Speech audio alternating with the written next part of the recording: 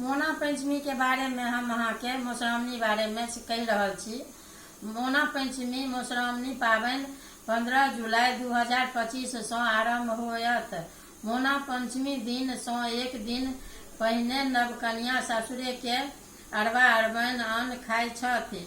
ओहि दिन गीत नाद के बाद साँझ में नैहर सासुर में गौरी बनैत छनि। गौरी बनबै लेल 5 गोटा हरदी एवं दूब कुसुमक फूल के लोढ़ी सिलौट पर पीस कऽ गौरी बनबैत छथि। गौरी नाग नागिन जाहि जूही नैहर सासुर दुनू ठाम के होइत छनि। यदि कोनो कारणवश नैहर या सासुर सँ नहि आबैत छनि तऽ जतऽ कन्या गौरी पूजा होइ छनि ओहि ठाम सबटा ओरियान कयल जाइ छनि और कोबर घर में सजा कऽ सबटा एक दिन पहिले सबटा राखल जाइ छनि।